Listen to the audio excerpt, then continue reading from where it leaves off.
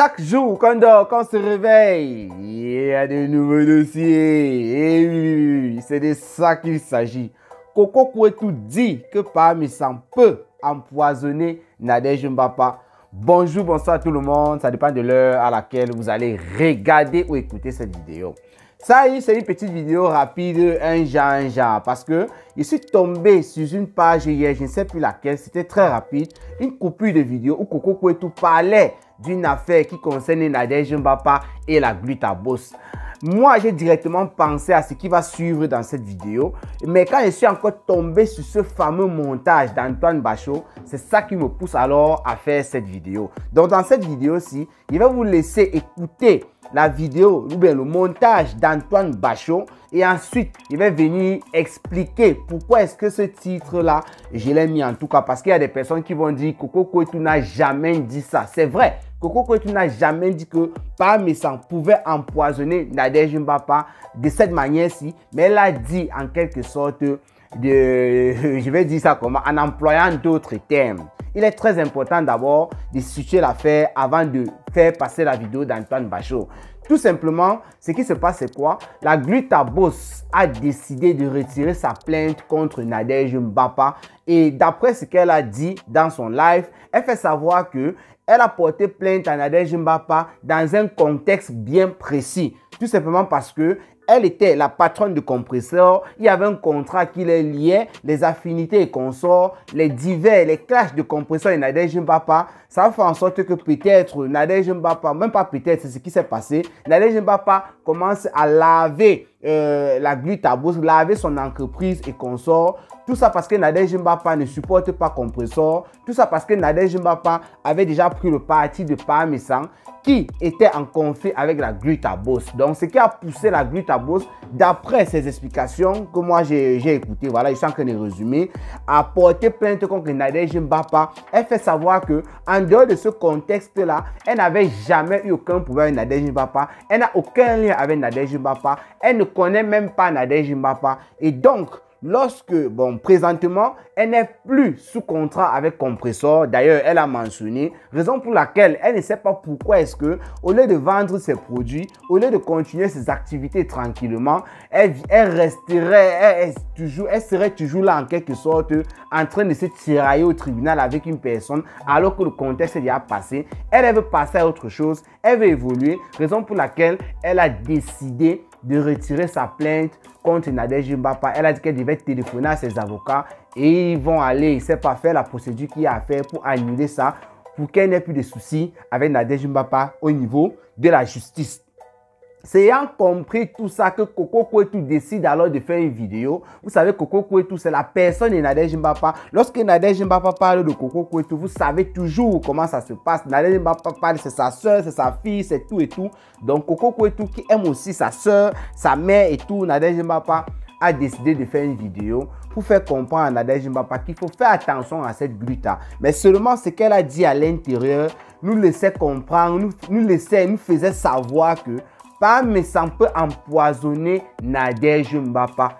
Écoutez cette vidéo d'Antoine Bachot et je reviens par la suite pour ceux qui n'auront pas exactement compris ce que Coco Kouetou est en train de dire dans sa vidéo. Écoutez ce montage. Vous avez vu une Ouaka vous dire la vérité un jour? Elle manque seulement. Je t'ai dit que... Je t'ai dit que... Ouais. Je viens m'adresser à... Là, je viens m'adresser à Tatana et à Gulta. Gulta a fait une vidéo où elle dit qu'elle va appeler au tribunal pour enlever sa plainte et tout et tout. Vous savez, j'avais porté plainte à une sœur Bassa ici. Comment elle s'appelle? Donnez-moi son nom. Qui avait saqué aussi pareil mon entreprise, etc. Donnez-moi son nom.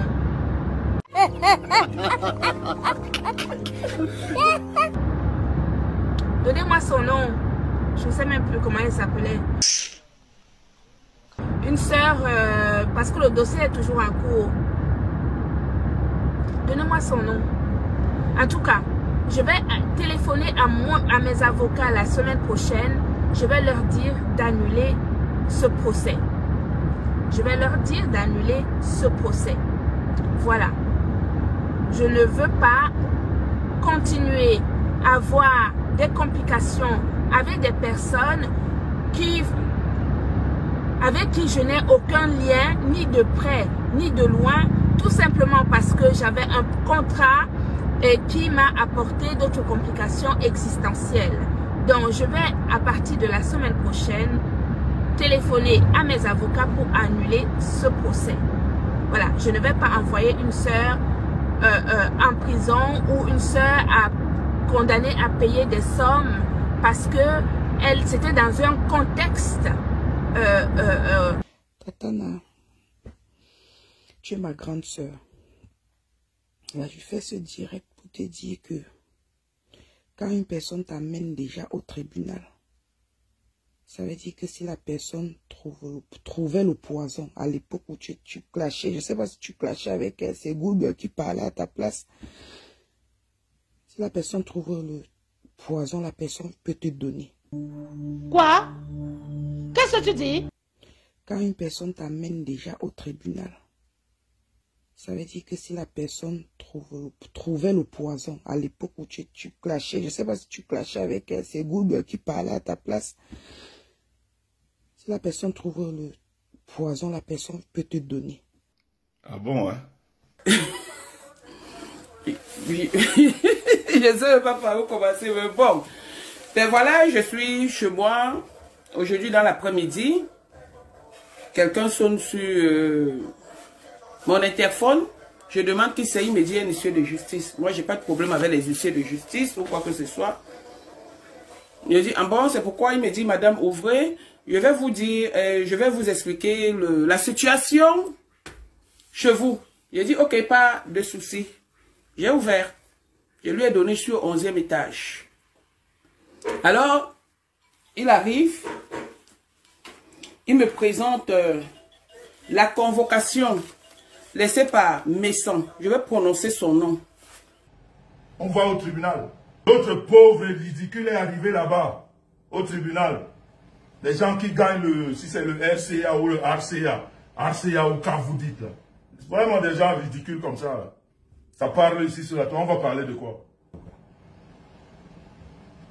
J'ai fait une citation directe avec paiement d'une caution de 1000 € auprès du tribunal correctionnel de Paris. J'ai payé les honoraires de mon avocat avant même que la procédure ne déroule.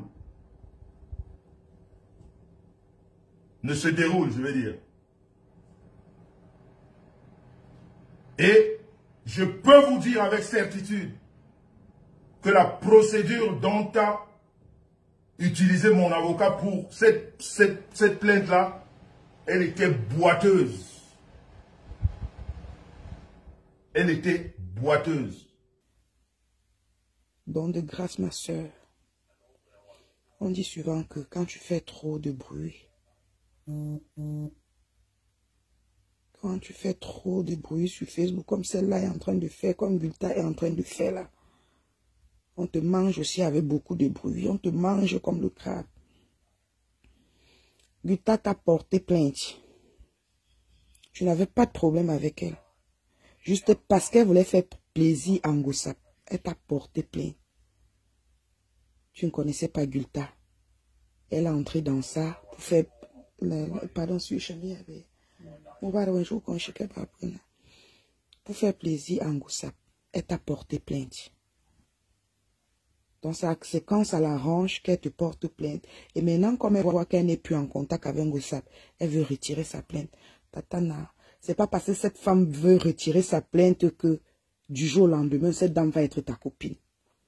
Ma grande sœur, quand on t'amène déjà au tribunal, tu dois faire attention. Parce que ça commence toujours comme ça. Ça commence toujours comme ça. Comme elle dit qu'elle va enlever sa plainte, elle va appeler, elle ne veut plus des problèmes. Elle avait quel problème avec toi quand elle partait te porter plainte? Elle voulait faire plaisir à Ngossap. Maintenant, elle n'est plus avec Ngossap. Elle veut retirer sa plainte. Qu'elle laisse la plainte là-bas. Le jour de ton procès arrive, tu te présentes, Tatana. Tu te présentes. Moi, j'aime pas les gens. La femme là, c'est une manipulatrice. C'est une manipulatrice. Moi, une personne qui m'a déjà porté plainte n'est pas mon ami. Ah bon, hein? Bébélé. Alors, vous avez écouté le montage d'Antoine Bachot. Un montage que moi je trouve parfait parce que il a retrouvé les éléments. Il a retrouvé 2 ou 3 petites vidéos d'Antoine Bachot, de Parmesan. 2 ou 3 petites vidéos voilà, de Nadège Mbapa et la vidéo principale de Coco Kouetou. Aussi, il a ajouté même d'ailleurs la vidéo de la Gluta qui a expliqué tout ce que qui a dit tout ce que je vous ai expliqué là précédemment avant de parler de cette affaire. Voilà. Vous avez écouté Coco Kouetou. Elle fait savoir, là je résume et j'explique pour ceux qui n'auront pas peut-être compris. Elle fait savoir que si une personne t'a porté plainte dans la vie, t'a fait venir au niveau du tribunal et consorts, il faut savoir que même lorsque le problème s'arrête, bien le problème est fini, il faut savoir que cette personne, en fait, il faut savoir que lorsque cette personne te portait plainte, étant dans ce contexte-là et consorts, la personne pouvait t'empoisonner. C'est ce que Coco Kouetou essaie de nous faire comprendre. C'est clair, son message est clair. Et elle fait savoir à Nadège Mbapa qu'il faudrait faire attention, qu'il ne faut même pas accepter ça, qu'il faudrait que la plainte aille jusqu'à là où ça veut aller et ça sort comme ça sort en quelque sorte. C'est ce qu'elle veut par là dire. Alors, s'il faille qu'on suive la logique de Coco Kouetou et d'après les éléments qu'Antoine Bachot a présentés dans sa vidéo, il est clair et net que Parmesan lui-même, il est concerné. Parce que, je vais dire ici que excusez-moi, je vais dire ici que Nadège Mbapa et la Gluta Boss ne se sont pas clashés ici sur Facebook.